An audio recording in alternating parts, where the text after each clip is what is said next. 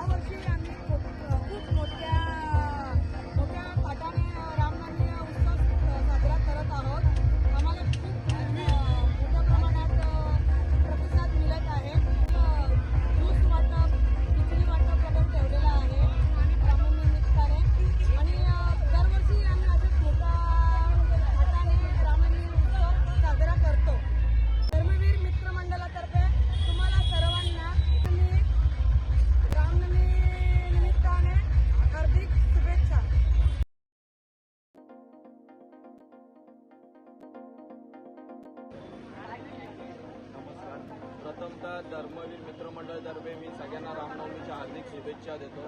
आमचं हा वर्ष 5वा वर्ष आहे।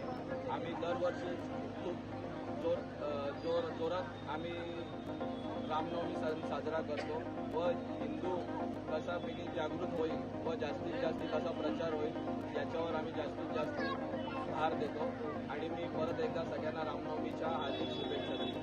आम्ही दिवसभरामध्ये शिबिर केलं आहे, त्याच्यामध्ये ब्लड डोनेशन शिबिर होतं, पूर्ण बॉडी चेकअप होतं व ज्यूस वाटप ठेवलेलं आणि खिचडी वाटप पण होते। जास्तीत जास्त कसं काय आमच्याकडनं समाजसेवा होईल हाच आमचा प्रथमतः प्राधान्य आहे। किती वर्ष झाले?